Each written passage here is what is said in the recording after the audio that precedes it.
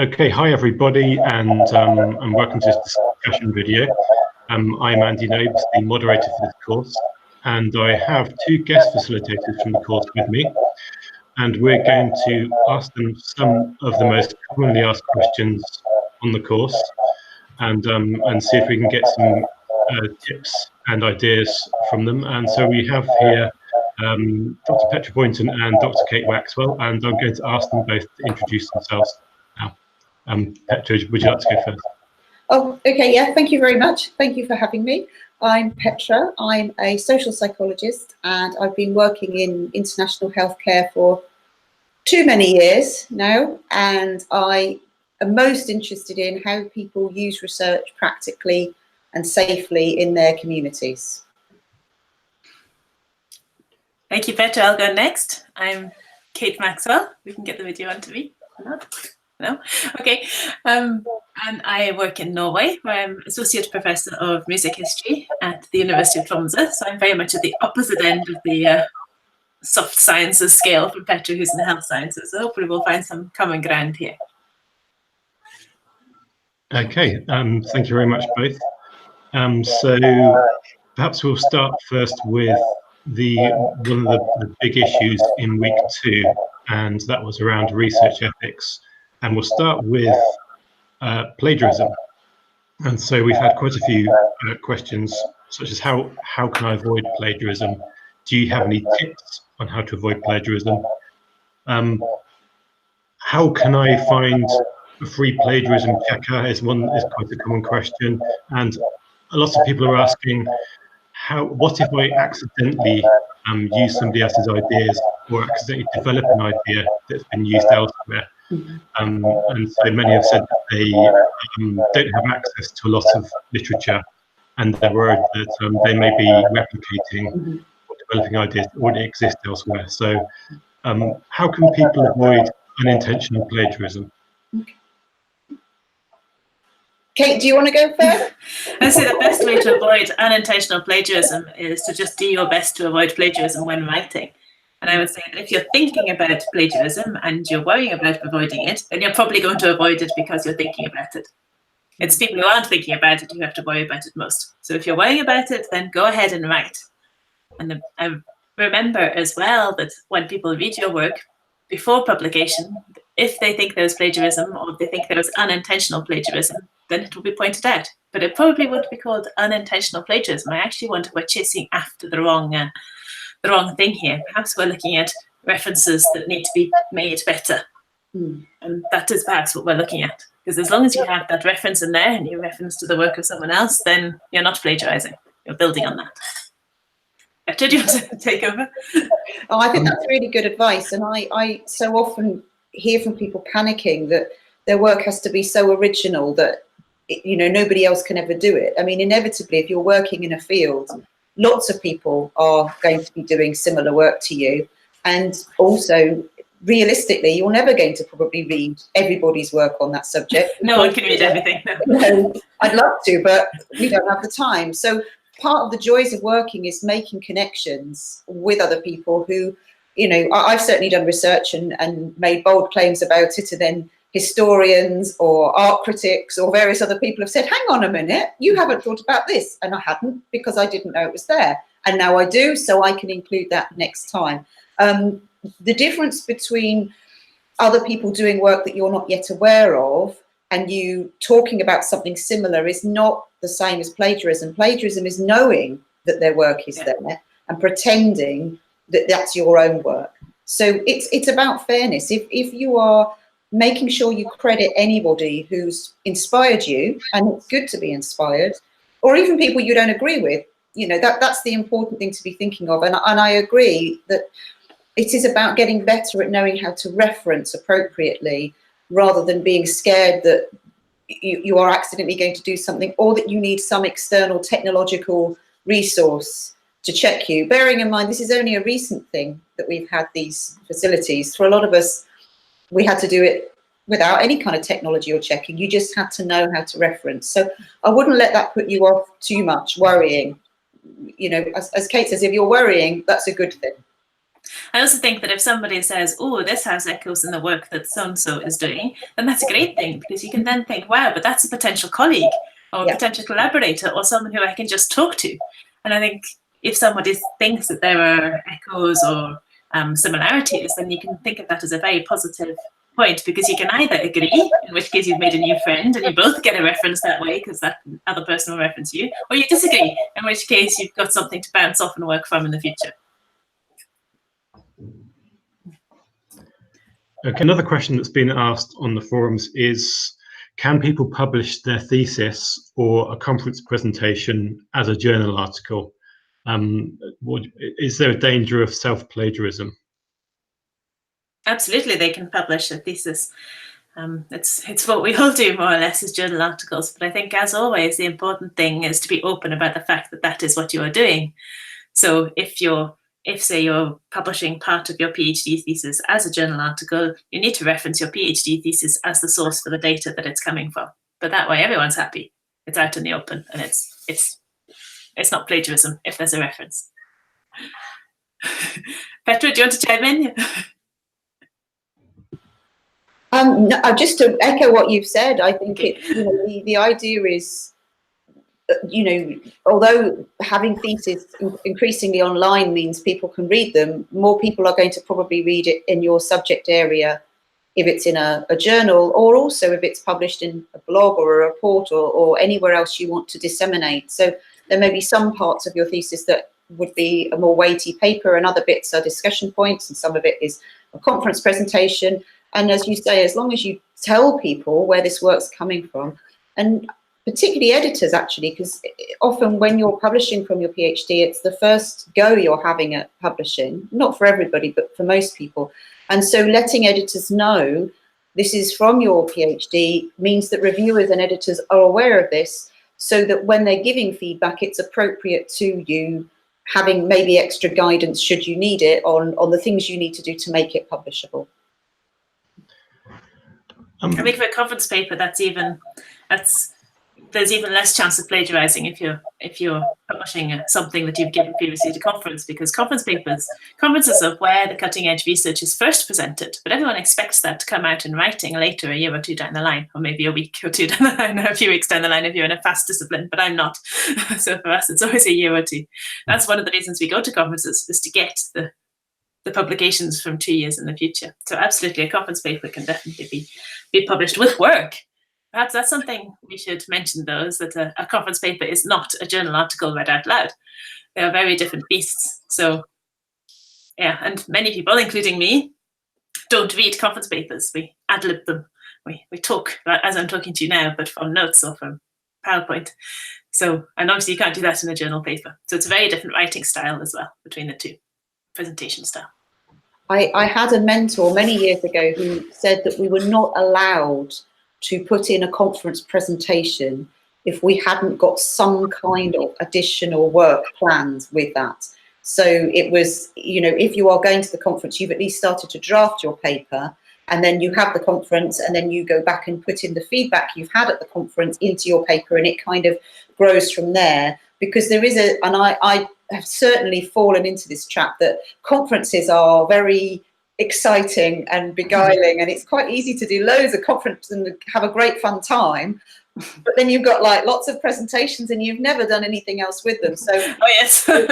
It's a different way of doing it, but perhaps a bit more disciplined to say, well, yes, I'm going to put in for this conference, which is next June, but between now and then I'm going to have worked on the paper that's going to go with it, or maybe it's a film or a presentation, or whatever thing you're doing with it helps you, take it forward, so it doesn't just stop at the conference.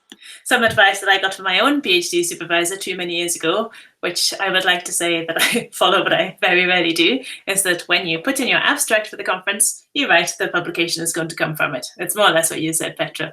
And I think I can count the number of times I've done that on the fingers of my toes.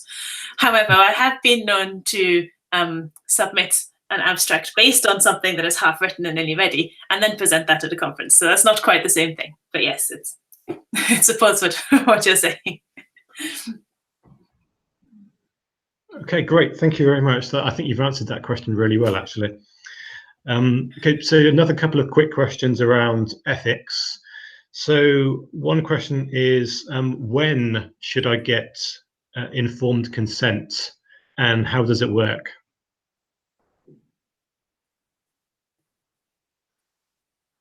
I think we should let the health scientist answer that one, not the musician. Okay. Well, you need to do it early on. So what you can't do is to have started doing research and then say to people, oh, by the way, you're in a study. Is that all right with you? So informed consent, it means telling people what's going to happen. So who are you? Why are you doing this work? Who are they? Why might they be part of the work? What's going to happen? You know, what can they expect? Are there any potential problems? So anything that might be difficult for them, and that might be anything that it's a personal topic through to the time it's going to take to do the work. What are you going to do to make that experience easy for them, or pleasurable, or positive? So that might be the chance to tell their story, or it might be that you're going to give them some information, or it might be that they're going to help other people, or they might be that you're giving them a financial or other reimbursement. So you're basically letting them know all of the things that are going to happen, why, and then what the work is for, who's going to see it, how is it going to be used. Are there any options for them to be involved with that work? Are there any potential risks to them? Personally, professionally, in terms of their community, in terms of their health, their well-being, but also are there any benefits? So it's basically giving them as much information that they can make a choice without any kind of hindrance. So what you wouldn't do is tell them, for example, that they're going to tell their story, but there might be an opportunity for them to be identified. Obviously, you want to avoid that, but if there is a chance that things could be identifiable, you need to tell them. At the same token, if they're doing a health project and you want to take blood, or you want to do some sort of intervention, you can't just say to them, oh, we're going to do a quick questionnaire, and not mention until you produce the needle that you're also going to take a blood sample. So it's just setting out, and depending on who you're working with, this might be quite complicated because they might require a lot of detail, but it might be very simplified in terms of maybe almost a picture story or a cartoon or a short series of questions and answers. So part of thinking about consent is you need to work with the community you'll be studying with to work out how they best need to hear this information before you run your research. Isn't it also important to have the right to withdraw in the consent form? Absolutely, yeah. You need to explain that in really clear terms, because I think that it's so easy for people to feel obliged because they think you're going to give them something, or obliged because they feel that you're in some way have a role that puts them in a powerful position. Students quite often talk about this when their teachers study them, that they feel like they have to join in because they'll lose grades or their tutor will be angry with them. And patients very often feel they can't say no because they want to please the doctor, or they're afraid that if they don't say yes, they won't get their healthcare they need. So you not only need to tell them that they can stop at any time, and they don't have to say why, and that's their right to withdraw. And if they're withdrawing, it might be that they withdraw everything so that they stop participating and they don't want you to use any of the stuff they've said. Or it might be that they're happy for you to share or use what they've already given you, but they don't want to be part of your work anymore. And that needs to be done with respect and dignity, without making them feel awkward, without making them feel compromised, and without pressuring them to come back in to the study. This can be difficult because obviously researchers are under pressure to get participants, but you have to resist that temptation to, make them feel like they must be part of your research. Your job is to find somebody else. It's not to keep them in the study. So yeah, absolutely. It's very, very important to be able to make them feel that they have the right to stop. And that includes children as well. I think that came up in the conversation in the group about if the parents have consented, but the children say no. If the children say no, it doesn't matter. Their views are the ones that you respect. Okay, great. One other question I saw was, what's the situation around paying expenses to the participants? Are there any ethical issues around that? Again, I think the health scientists should take this one. Sorry to duck, Petra. Thank you. So I'm always really interested in this one, because quite often you find in studies where you're studying people perceived as professionals. So when you're studying doctors or people who are in politicians or perceived to be high-ranking jobs, there's never any question that those people's time shouldn't be reimbursed. It's seen as them being important and busy, and therefore you must honour them in ways of giving them money and things like that. But with average, everyday community participants, people seem to think that that is strange or wrong, or some way going to mean the wrong people come into the study. So I think it's really useful for us to firstly think about who we think should be paid and who we think shouldn't. And are we carrying any value judgments there? Because very often we are. That said, I think it's important to realistically think about what our rewards are going to be when we introduce them and who we're introducing them to. So rewards that are perceived as not particularly generous aren't going to attract people to your research, and it might even offend them, that they think, well, you know, why would I want to bother? Don't they value my time? But equally, a very generous reward might attract people who don't really want to be in your study, and perhaps even don't, you know, the study isn't for them, but they're going to come in anyway because they want to have food or money or whatever else it is that you are offering. So again, it's worth thinking about the community you're working with before, you know, while you're planning your research, about who are they, what are their needs, what are the things that mean something to them. You know, is it money, or is it a voucher or a token or a gift of some form? Is it a piece of clothing? Is it a pen? You know, what is it that would be an appropriate reimbursement for their time that connects them with your research? Some people really only want to be in a study because it's going to give them something, you know, in which case you can pay them and they'll go away happy. Other people are in there because it's got a much more meaningful purpose for them. So they don't necessarily want money, but they want to tell their story. And it's that tightrope of working it out. But I think there's often a danger that if you tell people right at the beginning that your kind of selling point is earn £10 and then do my survey, that you're bringing them in for the money rather than this sort of virtuous idea of doing a survey. But equally, if you don't tell them fairly early on, they won't know you're offering them a reward and they won't bother to take part. So you can actually pilot, when do you tell them? What do you offer? Does that make a difference to who joins in and why? But generally, I would say there needs to be something they're getting from the research.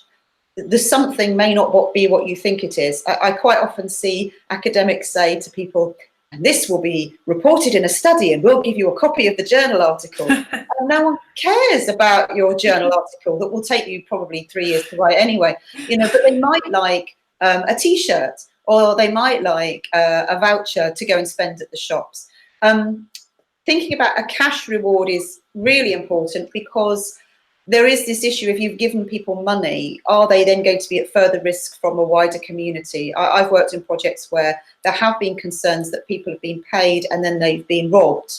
So it's like the last thing you want to happen, that you've already got vulnerable people, you try and do a kind thing and reward them and then they end up hurt. So it's really thinking about how, if you are going to give them something, not only when you tell them about it, but how you give it to them in a way that keeps them safe.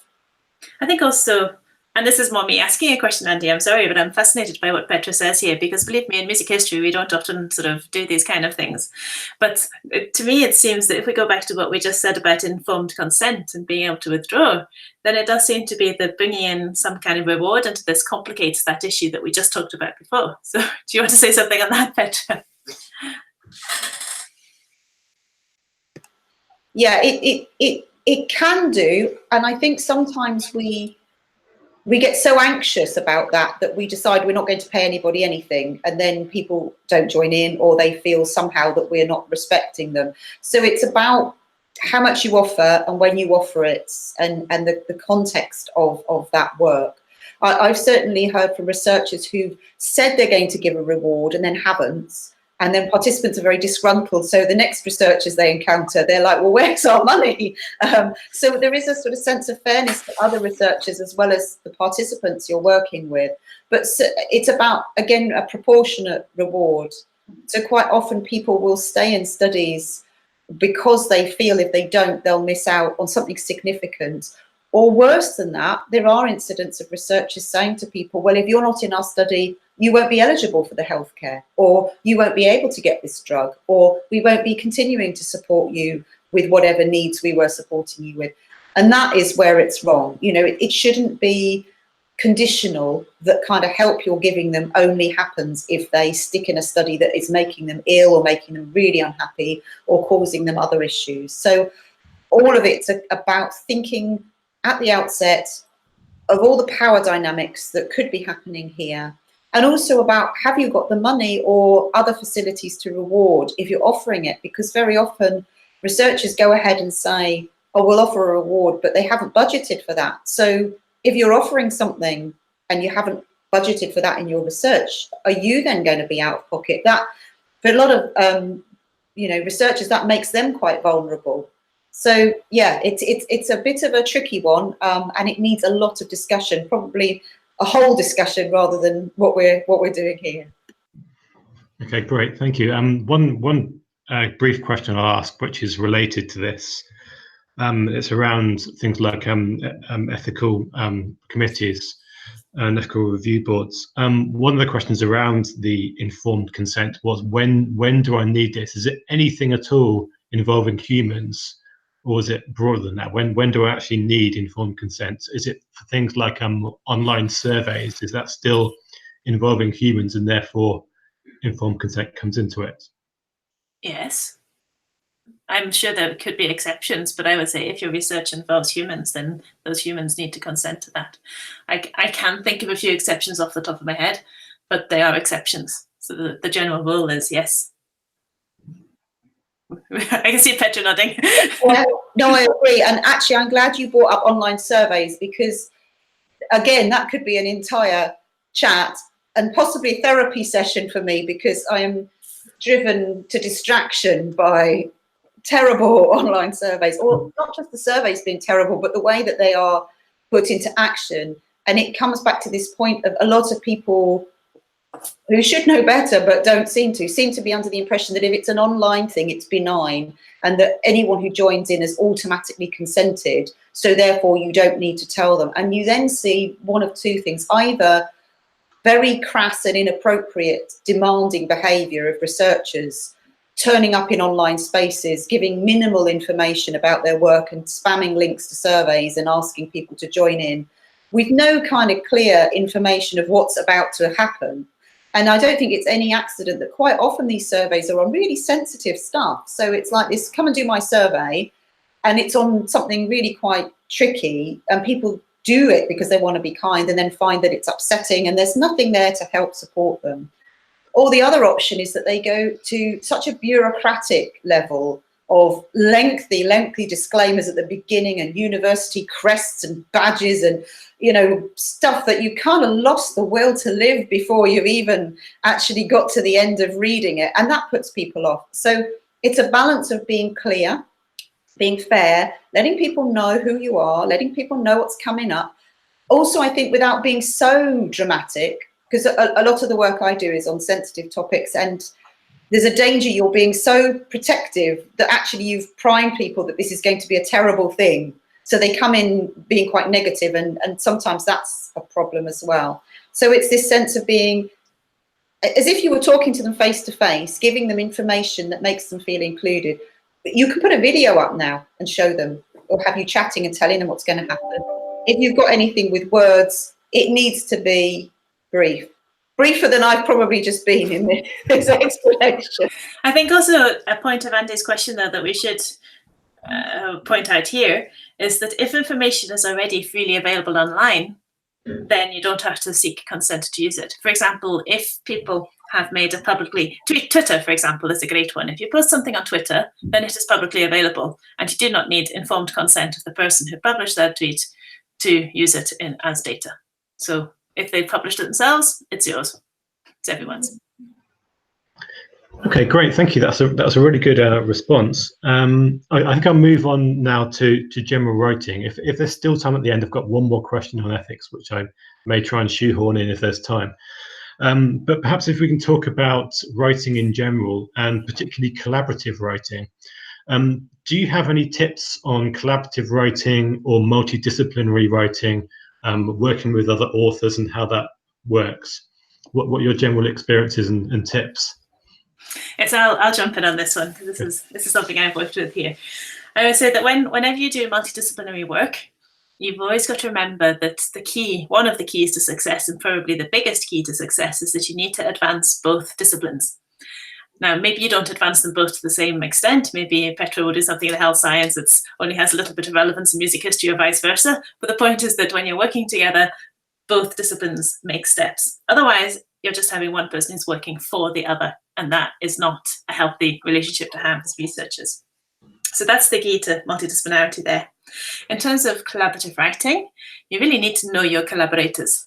And this makes me sound so old, but I find that as I have grown up, if you like, as a researcher, you get to know your own, not only your own writing style, but also the way that other people come to work. So I know that I'm working, for example, with one person just now, and he does the bulk of the writing because he writes so quickly and so fast. And I go through and do the editing and then add in what obviously I think are wonderful essential nuggets that come in there.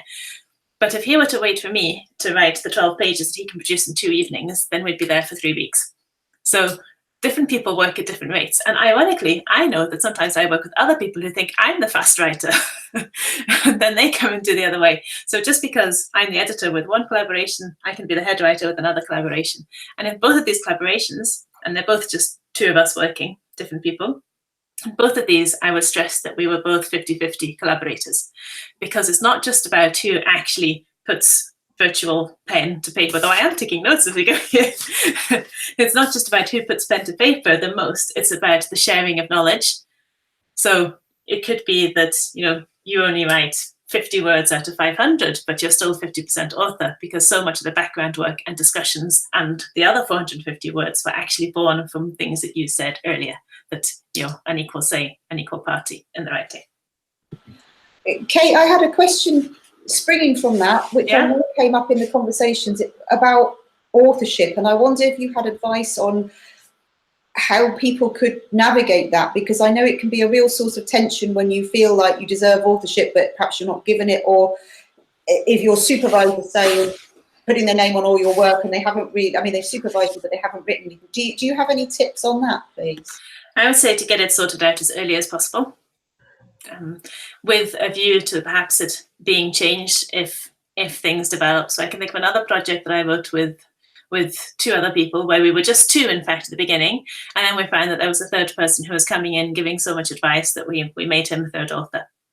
So be flexible, but have a sort of basic framework laid out at the beginning that you can depart from if necessary. Sometimes there are sheer practical considerations to be taken into account. I remember one thing that I wrote with the guy who writes really fast that I was just talking about, where I actually had to be first author because it was my institution that was paying the open access publication charge, and they wouldn't pay it if I was second author. So, but he was fine with that. I said it right at the beginning: if we're going to do this open access, then I have to go as first, no matter who does it. So even though, and of course, just because it goes as first author, it doesn't mean when for example, you're using your paper and you have to describe. I always describe that paper on my CV as 50-50, but in terms of whose name goes first, it was mine. So. Okay. Great, thank you. We'll move on now to how to structure a paper. There was one question that I saw where somebody had said he'd found a video online which talked about the IMRAD structure for writing papers. What's the difference between that and writing in the social sciences and writing in the humanities? Is there a different type of style of structuring a paper, and what different ways can you approach that in your own particular disciplines? That's a very big question, Andy. Sorry. Because as a humanist, I would say that the structure of the paper is not defined before you start. The structure of the paper is defined by what it is you're going to write about. So if, for example, you're writing about a comparison of 3 different books from 3 different time periods, then you're probably going to have a structure which is the introduction, which gives you some background theory and the methodology that you're using, and then your 3 books, 1, 2, 3, and then the comparison between the 3, and then the end. However, if you're doing, for example, an analysis of one particular book, that same structure is not going to work, because there you're going to be more likely using your methodology to go through the book, perhaps not in start to finish order, because you might be looking for thematic strands. And so there you might have some, introduction methodology that's probably the same. Literature review is also going to be there. And then perhaps you take your different themes that you have picked out in the book, but that won't be the order the book's in necessarily. So I would say that perhaps that is one difference, is that in certainly the humanities and the softer end of the social science disciplines, that the structure is not set in stone and has to be rethought every time. There are a couple of things that always stay there, and one is the introduction, another is the conclusion, another is the methodology, and another is the some kind of nod to the previous literature. It doesn't have to be an intensive review, but you do have to show where your ideas have come from. And also, if you're building your work on someone else's work, obviously that has to be in there. I think that's really helpful for people to hear, because I think for anybody who's worked in the social sciences or across healthcare, and certainly the natural sciences, there's this kind of assumption that the only right way to write a paper is in a kind of IMRAD format. And while that can be very useful if you're structuring a paper, it can also be incredibly limiting. And it's quite hard to unlearn that style if that's the style you've been schooled in. And one of the things I would suggest, it kind of taps into what Kate's saying, really. It's this sense that you need to think about who's your audience and who are you writing for and where are you writing.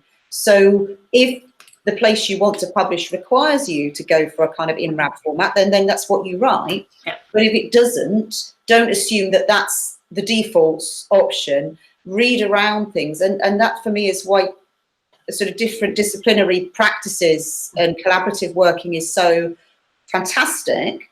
Because certainly I've worked on projects where I've sort of said, oh, well, what should we do? And I'm coming along with a sort of fairly standard, stepwise format. And someone else says, well, why don't we talk about that as a cartoon? Or had you thought about that as a piece of music? Or had you thought of that as dance? And no, I hadn't, but now I have. And no, I still can't do it because I don't have those skills, but I'm really excited that somebody else could. So for me, it's about thinking, what other options are there? And once you've got that sense that there's different methodological approaches, but different ways of writing and expressing, not just in and outside journals, but across academic publishing itself. What you write in a book is not the same as you'd write in a poem, or in the same as, and even in, say, books or journal articles, the styles are so diverse. It's quite nice to sometimes think, it's not that I can't write, say, scientifically, but actually that style is not my style, but look, I could do something completely different and it will be brilliant. I think we also have to be fair here and say, well, I've got 2 things written down. So first of all, we should probably say that if you're writing something that is for a specific outlet, then you should look and see what that outlet expects. Because if they are, if they're expecting to publish a book and you show up with some poems, they're not going to accept it. However, if the outlet says that it will accept diverse formats, then you can send a poem or a comic or whatever. So that's very important to say. But I think we do have to say that this is quite recent in research, that these different formats are becoming more accepted. And as someone who is not only in humanities, but also in an artistic discipline, which is music, I can say quite definitely that the worthiness of some of these formats is not valued in other places as much as we would like it to be, shall we say. And I've found this over and over again, where, a bit like what you said, Petra, that there seem to be, in some disciplines, there seem to be a right way of doing something. And if you don't do that, then you're not doing it properly. Let's take the example of data. I mean, I dislike the word data being applied to a piece of music, because a piece of music is not data. For me, that is somebody in the natural science come along and tell me that I have to talk the way they talk. Whereas for me, a piece of music is a work of art, and a work of art and data.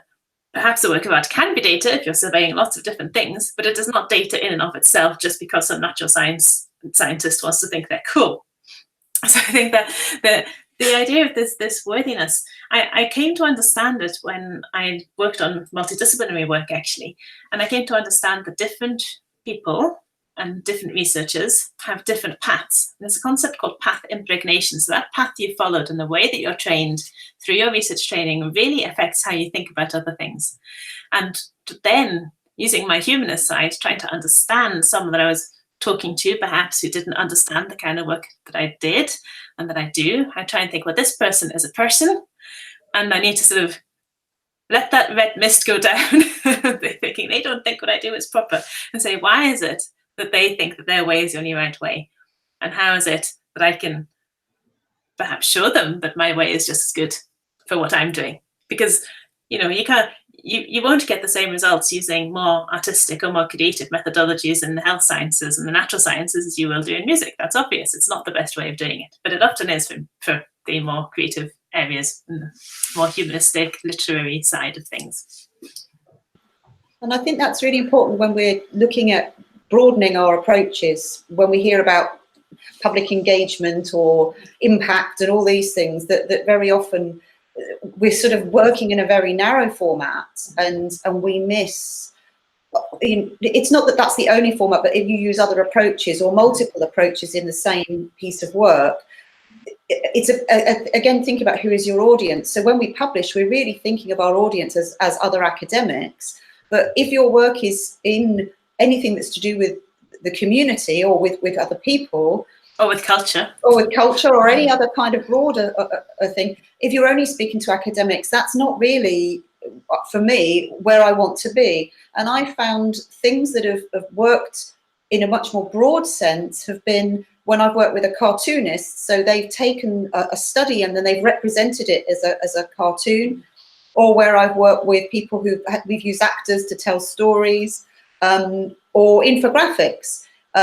Those things have had a bigger impact, for want of a better word, in terms of spread and people grabbing that and saying, hey, have you read this? Than the 5 citations of the paper that's based on the same work. So it's not to say one is better than the other, but just to think about when you're trying to share your work, who are you speaking to and how best to reach them, which again doesn't come at the end, although it often does. It should be right from the beginning that you're thinking, who are we speaking to here and how best can we reach them? So as we collect our work, how do we reach out?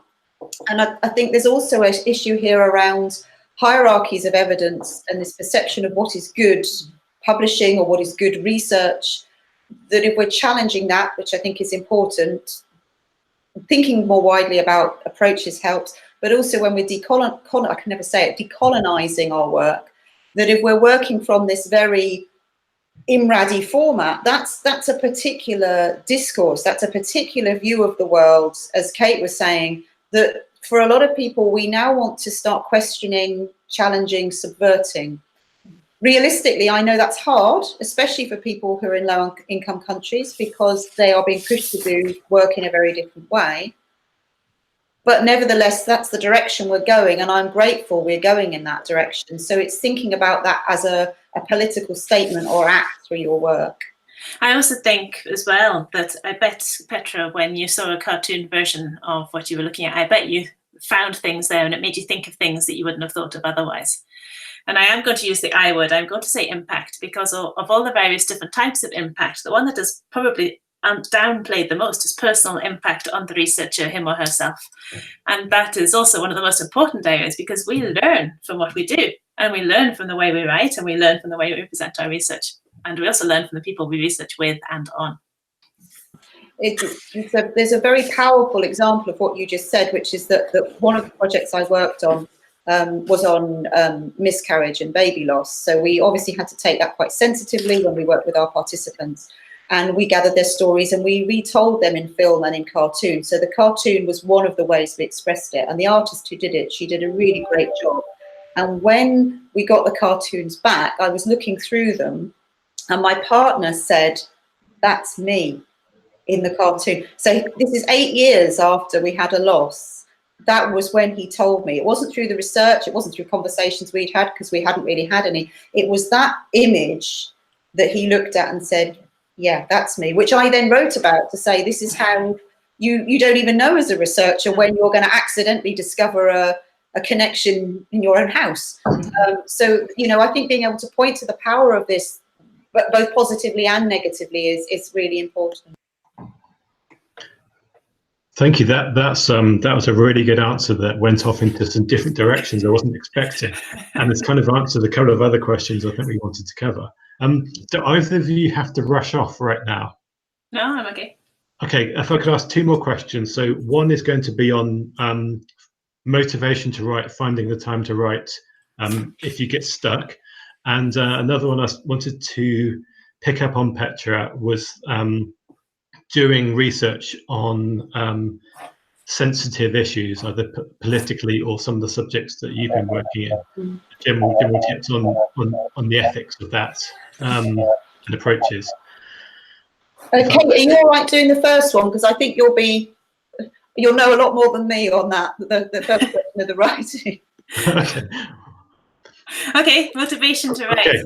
Okay. So if I could quickly introduce it, just so we can do the editing. So do you have any tips on writing itself? So finding time to write, motivation to write, what to do if you're stuck or you don't know where to start in your writing? I think the most important thing of all is to make time to write and to guard that time come what may. If anyone asks me to do anything on a Monday, I will glower at them and usually say no, because Monday is my research day. And that is the time that I have set aside. And I think especially if you are in a job where research is part of your job. I'm a research and teaching job, and it's very easy to let teaching take over and to let students take up all my time. So I say, no, not on Mondays. Mondays I'm just not available because that's my time. Because I have a responsibility there. It's part of my job. I have to do it. But it doesn't matter whether you do it 1 day a week, whether you do it 1 hour a day, or whether you do it half an hour a day, or whether you do it on a Saturday night. It doesn't matter. The point is that you set aside a specific amount of time and you switch off your phone and you switch off your email and you say, I'm going to do it. But what happens when you sit down and you've got your time to write and you sit down and you just can't concentrate? And that's where these tips and techniques come in. One way that I find really helps is that, given that Monday is my day that I write, I spend quite a lot of the weekend thinking about it in the back of my head. I have a family, and weekends are busy, but somehow it's always there in the back burner, so that I know when Monday comes, I'm going to be researching. That's point one. Point two is that when Monday comes, Monday morning, I walk to work through the snow at the moment in Norway. And I spend my half-hour walk to work planning what it is I'm going to do. I do this every day, but on a Monday, I plan what it is I'm going to write and my goals for the day. And I try and stick to those goals. I never do, but I try. That's the point. Sometimes still, if I'm sort of, get the terrible writer's block, then that's where the timer comes out. And I say, right, okay, I'm going to time myself for 3 minutes or 5 minutes or whatever. I'm just going to see how much I can write no matter what. And just get going in a sort of writing warm-up. Because, and this is one thing I often say to my students, especially my upper students, master's students and PhD students, write drunk, edit sober. Now that's a quote from some French dude that I've forgotten who it is, I'm afraid. But the idea is that it doesn't actually matter so much what you write because you're going to edit it later. The point is that you get writing. And writing is itself a learning process. I learn through writing all the time. So you don't have to have it perfectly fully formed in your head before it goes down onto the computer. You can start off and draft and redraft and redraft. And sort of sometimes the ideas clarify as you're writing them. One final tip would be, if you're really, really stuck, go for a walk. Get up, do something else. I am sitting here. I don't know if you can see this, but I have 2 cups of tea. I always have 2 cups of tea on the go because this one usually gets cold before I finish it. Hopefully it gets cold on writing day because I'm too busy writing. So I have the thermos cup for when I need more tea. And by the time I've got through both of those, chances are I need a break and I go and make myself a cup of tea and refill and I can start again. So those have been my sort of tips for how to actually do the nitty-gritty of writing. One last one would be that just what works for me won't work for you. So perhaps the biggest thing is to find your own way as well. Great. Petra, do you have do you ever experience writer's block? Yeah, I mean, I thought I'm just nodding away and taking lots of notes mentally of what Kate's saying, because that's such great advice. And I think this sense of just getting it writing is important.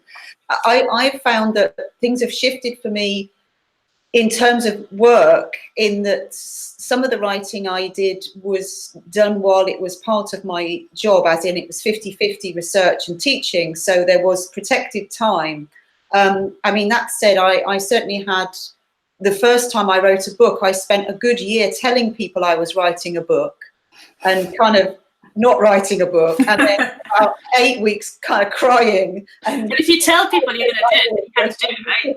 You know, so whereas I found now, because I have other responsibilities and I'm freelance, I have to have, as Kate said, sort of dedicated days, but sometimes those dedicated days spill because I need to do a paid job that day, and then the writing has to happen elsewhere. So I try and be flexible but still have set time, and I keep notes on both my phone and still pen and paper. I still like a notebook that I have ideas, because they inevitably happen on a train journey, or while I'm helping with my kids' homework, or, you know, trying to do the washing. And so it's that sort of thing that I keep trying to note stuff down so that I don't forget it. And then, yeah, as Kate says, just write, and then edit later.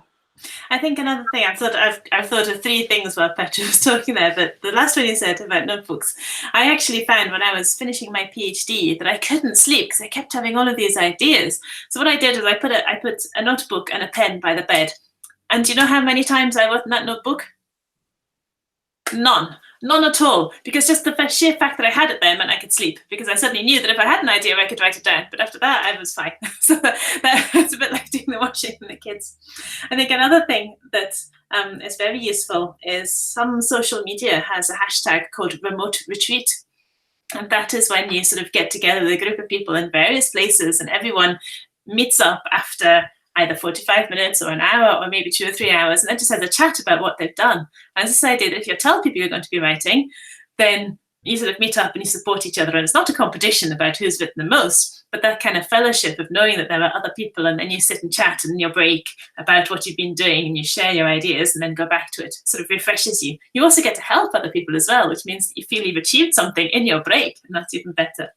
And the last tip, which isn't really a tip, it's more just a funny tale, but it's one that I have learned, was from a friend of mine who has not one but 2 autistic children. And one of these children, the older one, he was having real trouble because he couldn't feel when he needed to go to the toilet. And he was quite old by this point, maybe about 7 or 8, but he just couldn't do it. And so what his mum, and with the help of some of his carers, said to him was that, you know, it is always socially acceptable in a situation to say, I need the toilet, and to take yourself to the small room, the wee room as we call it. And if you're getting angry, or if you're getting just so frustrated that you don't know what to do, and you feel that, and this child, he could feel that he was getting overloaded, he said it would be okay to go to the toilet, and he could march to the toilet, and maybe something would happen when he got there, maybe it wouldn't, but the point was it got him out of the situation that he was finding frustrating and gave him some time to himself. So I have been able to use this in writing, not necessarily with going to the toilet, but if I'm just in a situation where I just feel I just can't find the way through this sentence, I just have to get up, do something else, maybe go to the toilet or whatever, to take myself out of the situation for some calm, and then come back to it after a minute, 2 minutes, 5 minutes, and often that's just all you need. So. I love that example, and I think it's another hashtag on social media is actually autistic, where you often have autistic scholars or parents, and particularly autistic young people, talking about their experiences. A lot of them are negative and very difficult, and they're navigating ableism all the time, but quite often they're giving particular skills and viewpoints that actually are really, really helpful for structuring our research, totally. Our writing and our practice. So I think that's another really handy hashtag to be following. And again, particularly if you are autistic and you're living in communities where there's very little support or community, you will find other people online, even if you aren't finding them locally. I had one more tip to share, which a colleague, Gary Wood, shared with me a while ago. He's a social psychologist like me, but he has gone into life coaching, and he does a lot of coaching with people, and he's written several books all around the kind of theme of sort of learning and educating and self-care and confidence. But one of his tips is that varying where you write can be really helpful. So you might want to go and take your laptop or your notebook to a cafe, or you might want to read, because we read as much as we write, And it might be you use that a hotel lobby, or you go around to your friend's house, or you have a different room in the house you're working in, or you work in the garden, or you go for a walk, and you know, places obviously that are safe and affordable, but that you get yourself out of where you would ordinarily be working when you want to do something that brings change. So if you're struggling with an idea, maybe somewhere else will give you some inspiration, or if you're finding, you know, a particular chapter hard to read, that if you're sitting in a cafe, that actually becomes easier. And also, you know, you've got a time limit. So I've only got 2 hours to read this thing, so I'm going to do it, and then I'm going to go and pick up with my day job or get the kids from school or whatever it is that you are doing. If I see, we keep thinking about things, don't we? Thinking about that was that, again, advice from I learned back at my PhD was that any writing project is 1/3 writing, 1/3 reading, 1/3 thinking, and the thinking you do at all sorts of times and all sorts of places. But another point that came up is that getting someone else to do something for you that you would normally do. So in my big case, it's cooking the dinner. That's my job. That's what I do. And I'm usually responsible for doing the shopping for it as well. But I can usually do a deal with my partner and say, okay, I will do the washing, which is his job. I will do the washing for the next 2 days if you cook the dinner tonight. And then you know that you've got that extra half hour at work. And it's amazing what I can get done when I have that extra half hour, because as you say, there's like, this is time that I'm winning, that I'm earning by doing something else. So get support from those around you, I would say, and find someone to swap responsibilities with. Yeah. Another tip I got from just from colleagues here at work is that swap offices. Because then if somebody comes looking at you, if a student's looking for you, and then they go get your colleague in your office, they go, ah, and they don't know where to find you. So you swap offices for a day and you get much more done. Are you basically saying hide from your students? Yeah. Not always, just on writing day when you have a deadline coming up. But yeah.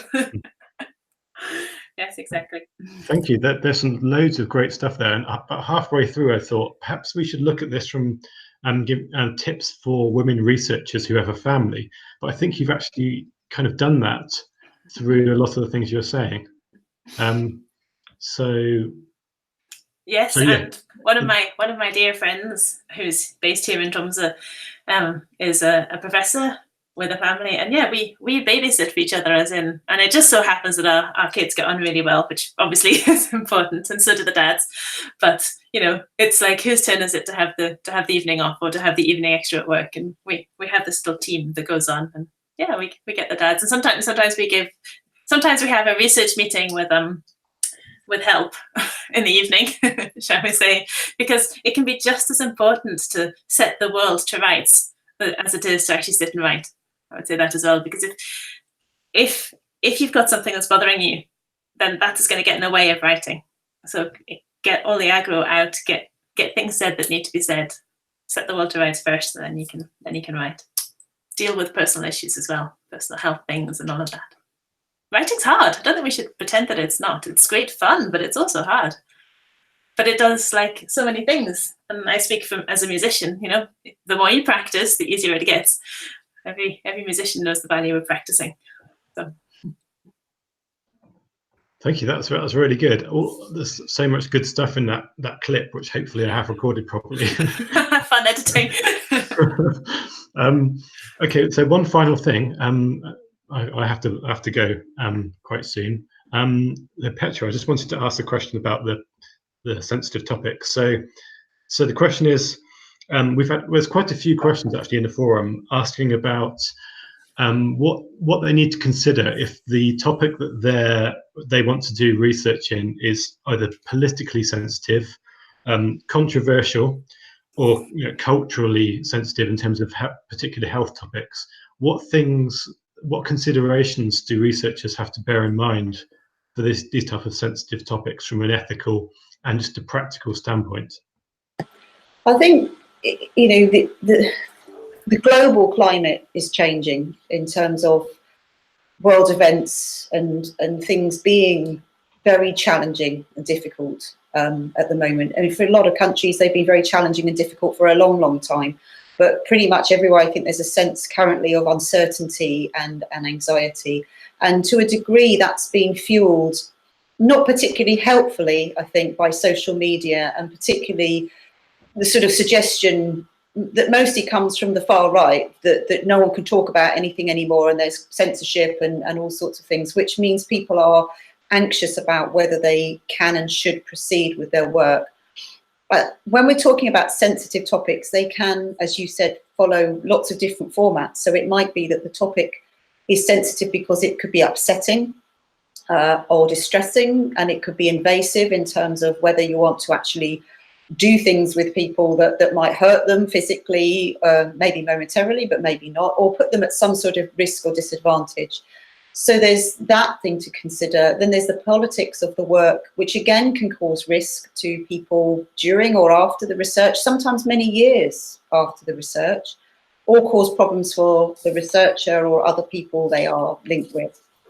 And there's the issue of things being controversial. So again, we quite often hear that people say, oh, I'm not allowed to talk about this topic because it's so controversial, which might be true, but more often I tend to see that as a kind of concern that really what they're saying is, I want to talk about something that's been well documented, and I'm actually probably taking quite a bigoted view of things, and people are rightly pushing back when I'm saying that, and I'm not actually being censored, but people are getting cross with me because I'm saying things that are perhaps offensive and have been well documented not to be the case. So quite common things on that would be suggesting that women are less intelligent because of various natural causes, or that there are racial differences that can be explained by brain size, and the sort of stuff that we know is utter nonsense, but still gets propagated from time to time.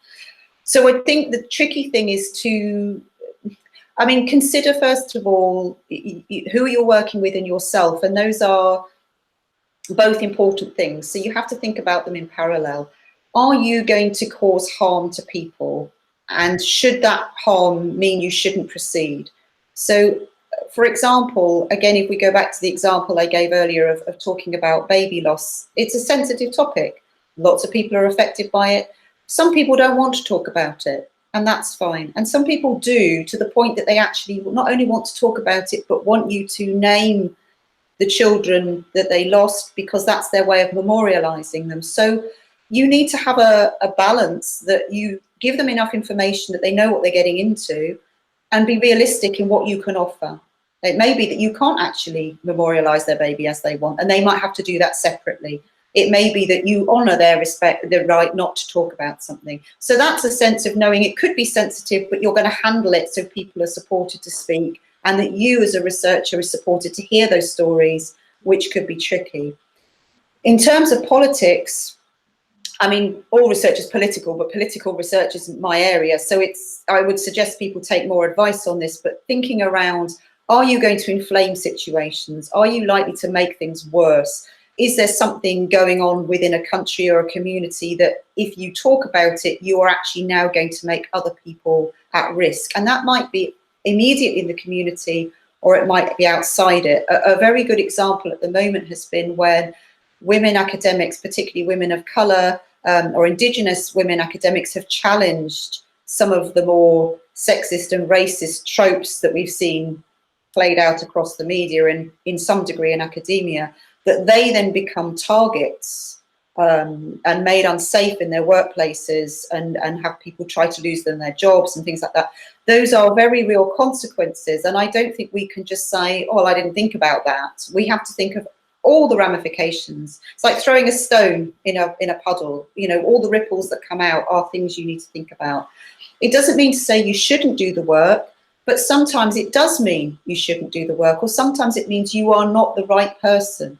I think we see too often, and I've probably been guilty of this myself, that you want to do something kind or well-meaning, so off you blunder into a situation where you make things much worse for people. At best you waste their time, but at worst you can cause them real sadness or pain or distress or loss of income or loss of security. So it's just because you want to do it doesn't mean to say you should do it. Just because it's interesting to you doesn't mean everyone out there is a guinea pig for you to experiment on. Just because your department thinks it's a great idea doesn't mean to say the community agrees. And so you need a balanced dialogue with them, looking at what's already been done with them, for them, to them, what else is happening. And social media adds another dimension to this, in that it's not just there and your safety in the offline world, it's also what happens online. So if your work gets picked up on, could that compromise your well-being or their well-being? People are going to disagree with you, and quite often rightly so, but how are you handling all this to keep everybody safe? I think is probably a good way of looking at it. And the other thing to briefly mention is that we assume there are some dangerous things, you know, so a lot of the work I've done around sort of sexual health or psychosexual health or bereavement and loss are considered risky either to me or to my participants, and therefore ethics committees are skittish about it or ask questions, and funding bodies want to know, am I looking after them and me? But when I've done work in the community with older people, no one's really wondered whether I was safe or okay, or whether they were safe or okay. Yet most of that work's involved roaming around different places that I don't know, trying to find people, coming into contact with all sorts of different situations. And I think I shared in the group that it's things like maybe making an appointment to see an older person on a Monday morning and getting to the house and discovering that they had a fall on Friday night and they've been on the floor ever since, and you've got to get the police out to break the door down, has been a much more upsetting memory for me in research, and it's happened more than once, than perhaps some of the other projects where it was deemed dangerous, but we kind of handled it. And the only time I've been bitten in research was in working with older people, where I had someone who was very, very confused and in a bad way, and nobody had thought that they actually might not be able to do the research and that they would be upset by it, but I would also be upset by it when they showed me their very real distress by biting me. And so there's a whole kind of sense of, we try and make things safe, but actually that should apply to all research. It's not just that some stuff is dangerous and some stuff isn't. Some is more sensitive than others. Lots of it needs different kinds of levels of thinking about accessibility and inclusivity and people's rights and justice. But the idea that we only think about certain groups as dangerous, I think, is quite offensive to them and to wider communities. I think there's also something to be said here about what you said, Petra, about sometimes you have to decide not to proceed. And I'm thinking of the people on the course who might think, oh, but that means I'm going to not be able to write my paper, or I'm not going to be able to get the publication I need. So I just wanted to say that sometimes deciding not to proceed is in itself something that you can write about and publish about. It might not be a journal article per se, but that might be when you write a blog or something for a newspaper, which can have, as you know, can have much more readers than the 5 people who will cite the journal paper that you would have written had you proceeded with the work. So sometimes a negative decision might not give you the output that you want, but it can still give you an output that is very beneficial for both for yourself and perhaps the community that it affects. So.